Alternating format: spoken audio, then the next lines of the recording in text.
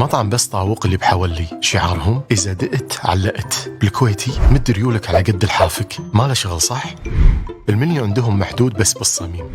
حمص الأعشاب هذا عجيب وغير عن الباقي، طعم واللون والخلطة شيء لذيذ.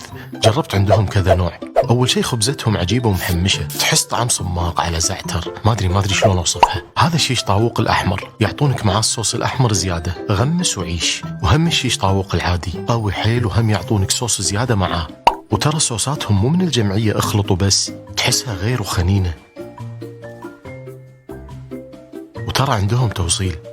أما هذه اللي طول وجهك فهي التورتيلا الكريسبي، كل تفاصيلها يسوونها عندهم من تتبيلة وصوصات وغيرها. وهني كانت المفاجأة بالنسبة لي، الكبدة البحرينية، كبدة دياي بخلطة ولا غلطة، سقرت.